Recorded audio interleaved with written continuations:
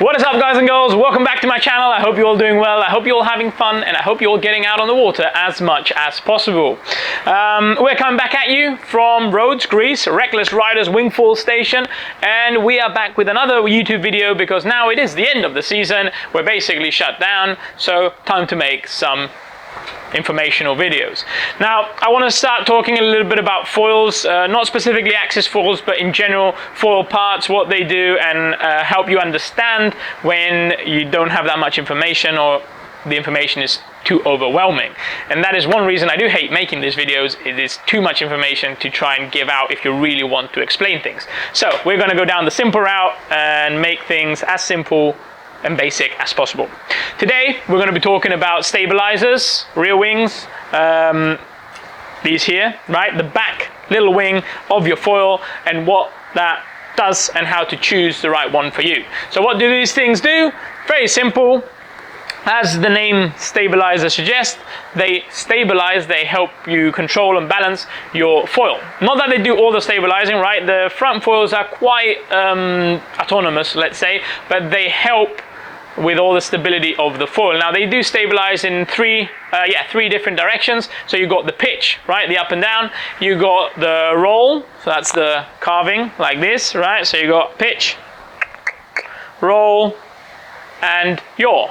Yaw is on the straight axis here. We're just turning right and left. Now,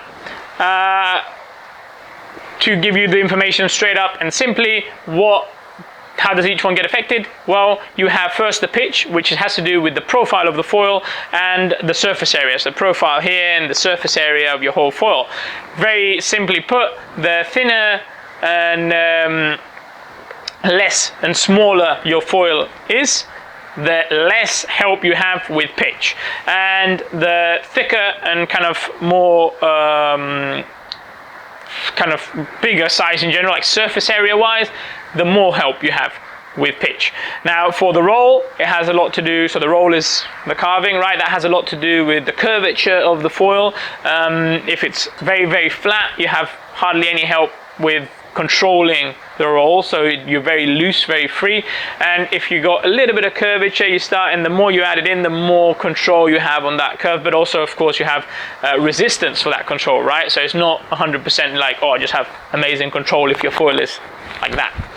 And the last is yaw. So on yaw, one of the things that helps a lot with the left to right, the yaw, is these winglets here. So when the foil has these winglets. Now what they do, they help keep that foil in a straight line while you're doing everything, so you don't have to focus on too many things at the same time. So that's the very, very basics of rear wings and what they do and what they control, right? Now, what is the foil or the rear wing, the stabilizer for you? Basically, if you're a beginner, if you're starting off now, or you're just progressing but you still don't have that control and that ease of use, you want to go for something like this. Now, this is the Axis Freeride range. So, as I said, we're not talking only about Axis, but why this? Basically, it's a lower aspect foil. So as you see here, the aspect ratio is 5.79. So it's quite a big cord, not too long of a wingspan. It's got quite a thick profile here, and you got the winglets. So what does that mean? Thick profile with quite a big surface area. That helps you control the pitch a lot, right? So very stable on the pitch. Your curvature is pretty flat, but you got the winglets, so that kind of goes together. So here, the winglets, they help the yaw, so they help you keep that foil on a straight line while you're turning in the yaw and doesn't curve around at all.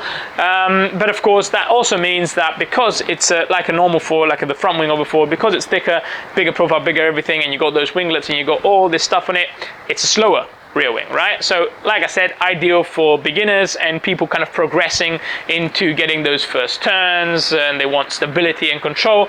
This kind of wing, this kind of rear wing will give you it all. Now once you get a little bit better and you're looking to, I want to go faster, I want to have a little bit more looseness out of my foil, you go to something like this. Now this is the progressive range from Axis, and as you see, it's a pretty flat foil, doesn't really have any winglets or anything, it's quite thin. it's a little bit more high aspect foil, so rear wing. So what it does basically, it loosens up that foil, it makes it faster, it allows you to go a bit faster, have a bit more, less resistance from here. That of course means your pitch control will be harder, it needs more input from you. So in general, anything where you start going away from this and you're losing your winglets and you're getting a flat foil, so when you're going from a winglet kind of foil to a flat foil, you're going to have a lot more input from the rider, so you have to keep control of all those things, those little winglets and the surface area and everything was controlling. So on this one you have to start controlling more. Now it's nothing extreme, so you can even learn on these if you are out of options or whatever, but ideally you don't. So it will make your foil faster, looser, but as you see, don't know if you can see in the video, it's got a little bit of a curvature here on the foil. So this is a very surfy rear wing. That's why I like it, and it kind of helps you remain in control of tight carves and tight turns and things like that. So it basically allows you to have a lot of control on surfing and faster to keep up with waves and whatnot, and pump better and all that stuff that has to do with being speedy, glidey, and whatnot. But like I said, this is not the extreme version of anything, right? You can go to something faster, glidier, looser than this. And one good example, another one of my favorites, the Axis Skinny range. As you see here, we have a much higher aspect ratio. Here we're 8.8 basically. It's a small surface area, very thin profile, very flat foil, just a little curvature at the tips here, but mostly flat throughout. So what this will do, it will really let your foil go to its maximum speed, right? So it's going to let that foil go fast. It allows the speed, it allows glide, it allows carving and a lot of looseness. But like we said, we don't have as much curvature as the one before, as the progressive. So what does that mean? It means that when you're trying to carve hard on waves, you have less control. Again, you need more input from the rider rather than the help from the rear wing. Also, of course, you don't have the winglets, you don't have anything like that, but the flatness allows you to go fast, speedy, and glide, and kind of have full looseness on your foil. So therefore, if you really wanted to put it down as, you know, with a level of rider kind of stages, I would go beginner, intermediate, and progressing, and high level, depending on if you want, because this is not necessarily just because it has more control and more easiness doesn't mean it's a more beginner friendly one. But if you're looking for more control out of your carves, if you're a surfer, maybe heavy like me, and then more advanced foil because it goes faster, looser, kind of more open to needing input from the rider. Now, what do I like? Most of my things I ride with a progressive, most. Why do I say that? Because like I said before, depending on the foil you're riding. So I also love this one. Obviously I don't ride these anymore because it has no benefit to me whatsoever. Now, what do I mean by changing between these two? Well, for example, if I'm on my little Spitfires, I use these. If I'm on my Art V2s, which are higher aspect, bigger, longer foils, I use these. Why is that? It's because the rear wings are very nice because they can make a big foil, like a very long foil, feel small, and they can make a small foil more predictable and controllable.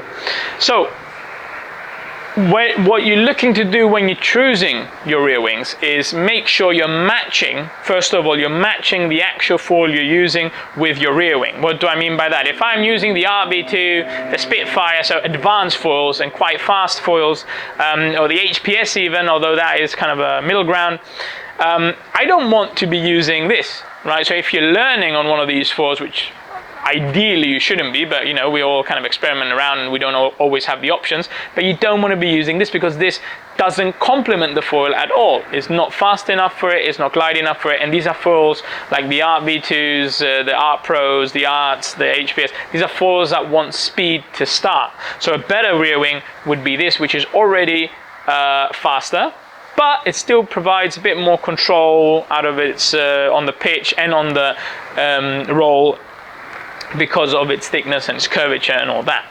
So you've got to first of all match what you're riding, what the foil you're going to be using is with the rear wing. Don't just say, oh, I'm going to use this big, really big beginner kind of chunky foil and I'm going to put a little skinny on it and it's going to make it fast. No, it's not that extreme. It is fantastic what you can do with rear wings. So you can change the feel of a foil completely, but to an extent, you do want to find the kind of complementing of the rear wing to the front wing. Now, like I said, if you're starting off as a beginner, look for one of these. It will make your life much easier.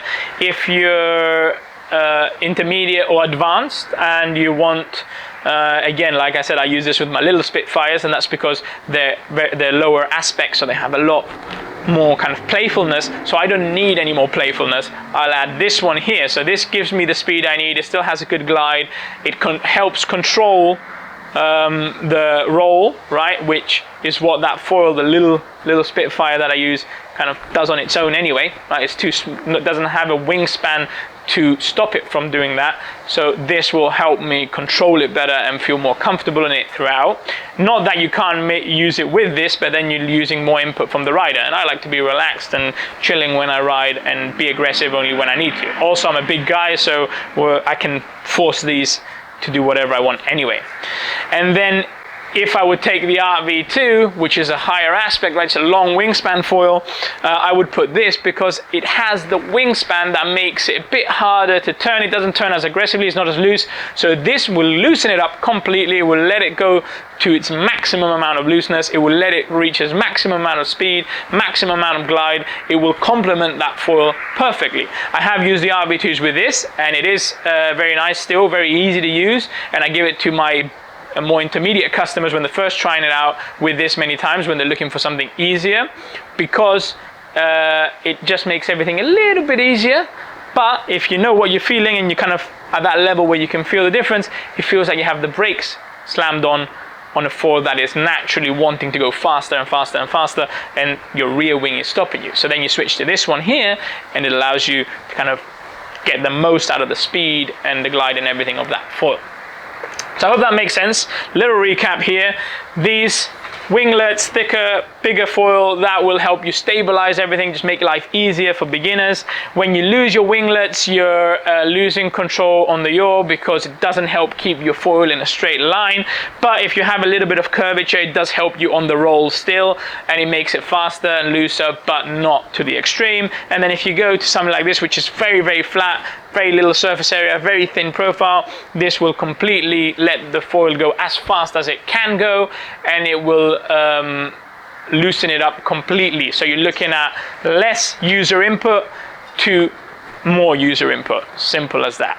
And the most important for me, which not enough people talk about, I think, is find the rear wing that complements your front foil. Don't just randomly mix and match. I've seen some horrible mix and matches that really just make your life harder, and it's not your fault. It's for people that they don't know, and someone just sold them whatever they wanted to get rid of, right? So I hope this helps. If you have any questions, please write them down in the comments. Drop a like if you like the video, subscribe to the channel if you're not already subscribed, and I will see you on the water.